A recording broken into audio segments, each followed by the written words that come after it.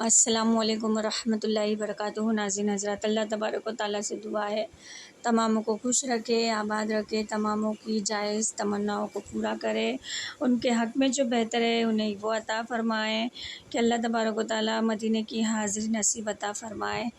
فلسطینیوں کے لیے بھی دعا کرنی ہے کہ اللہ تبارک و تعالیٰ انہیں غیب سے مدد فرمائے کہ بے شک اس کا فرمان ہے کل شیء قدیر، کہ وہ ہر چیز پر قادر ہے۔ کہ ناظرین حضرات، ایسے ہی قرآن پاک میں اللہ تبارک و تعالیٰ نے مردوں کو کس طرح زندہ کیا، پرندے جو ذبح ہوئے تھے اسے کس طرح زندہ کیا، جو کہ الحمدللہ یہ پارہ نمبر 3 ہے، آیت نمبر 26 ہے، سورہ بقرہ کی آیت ہے۔ بہت پیارا واقعہ ہے ناظرین حضرات، کہ غور سے سنیے اور میرے چینل کو لائک کیجیے، شیئر کیجیے، سبسکرائب کیجیے اور علم دین پھیلانے میں ہماری مدد کیجیے کہ ایمان پر ہمارا خاتمہ ہو۔ کہ ناظرین حضرات، آئیے یہ قرآنی واقعہ ہے، سبحان اللہ، بہت پیارا ہے۔ یہ حضرت ابراہیم خلیل اللہ کا واقعہ ہے کہ آپ نے ایک مرتبہ خدا بندہ کی بارگاہ میں یہ عرض کیا کہ یا اللہ، تو مجھے دکھا دے تو مردوں کو کس طرح زندہ فرمائے گا۔ تو اللہ تعالیٰ نے فرمایا کہ اے ابراہیم، کیا اس پر تمہارا ایمان نہیں ہے؟ تو آپ نے عرض کیا کیوں نہیں، میں اس پر ایمان تو رکھتا ہوں، لیکن میری تمنا یہ ہے کہ اس میں منظر کو اپنی آنکھوں سے دیکھ لوں تاکہ میرے دل کو قرار آ جائے۔ تو اللہ تعالیٰ نے فرمایا کہ تم 4 پرندوں کو پالو اور ان کو خود کھلاؤ پلاؤ اور اچھی طرح ہلاؤ ملا لو، پھر تم انہیں کیا ہے ذبح کرو اور ان کا قیمہ بنا کر اپنے گرد نواح کے چند پہاڑوں پر تھوڑا تھوڑا گوشت رکھ دو، یعنی چاروں طرف قیمہ کر کے پہاڑ پر رکھنے کو کہا۔ ناظرین حضرات، پھر ان پرندوں کو پکارو تو وہ پرندے زندہ ہو کر دوڑتے ہوئے تمہارے پاس آ جائیں گے اور تم مردوں کو زندہ ہونے کا منظر تمہاری اپنی آنکھوں سے دیکھ لو گے۔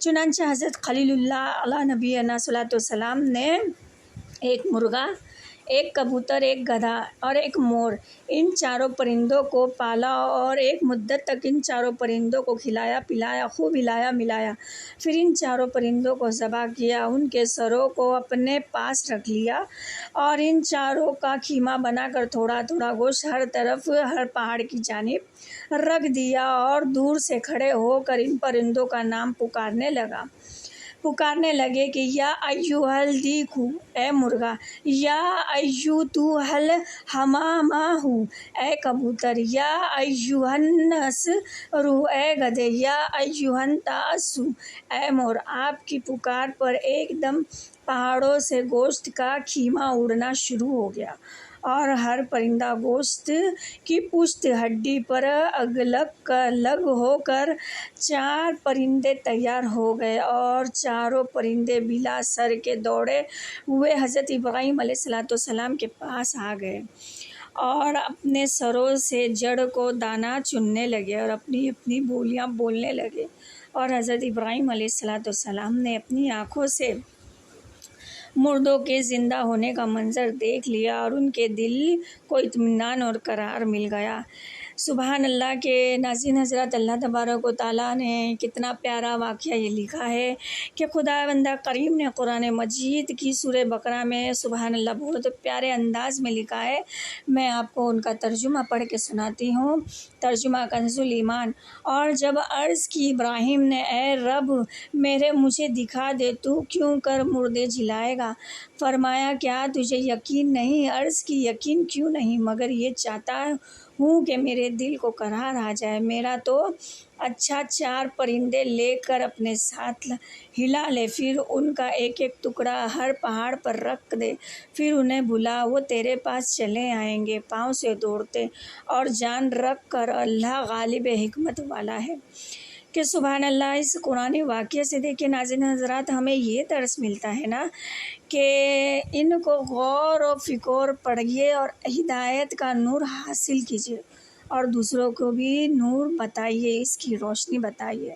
مردوں کو پکارنا، 4 پرندوں کا قیمہ بنا کر حضرت ابراہیم علیہ السلام نے پہاڑ پہ رکھ دیا تھا، پھر اللہ تعالیٰ کا حکم ہوا، یعنی ان مردوں کو پکارا، چنانچہ آپ نے 4 کا نام لے کر پکارا، تو اس سے یہ مسئلہ ثابت ہو گیا کہ مردوں کو پکارنا شرک نہیں ہے، کیونکہ جب مردے پرندے کو اللہ تعالیٰ نے پکارنے کا حکم فرمایا ہے۔ اے ذلیل قدری پیغمبر نے ان مردوں کو پکارا تو ہرگز یہ شرک نہیں ہو سکتا، کیونکہ خداوند کریم کبھی بھی کسی کو شرک کا حکم نہیں دے گا، نہ کوئی نبی کو ہرگز دے گا۔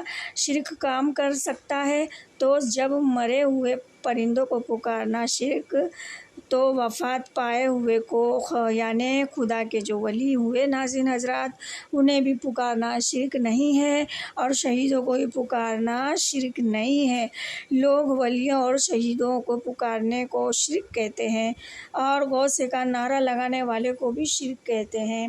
تو دیکھیے ایسا ان کا بولنا اللہ تبارک و تعالیٰ کے اس آیت مبارکہ سے ثابت ہو گیا ہے کہ بالکل شرک نہیں ہے، ان کا سوچنا بے فضول ہے۔ اس قرآنی واقعے کی روشنی میں انہیں ہدایت کا نور نظر آئے گا اگر وہ غور و فکر سے قرآن پاک پڑھیں اور اہل سنت کے طریقہ پر صراط المستقیم کی شاہ پر چلے۔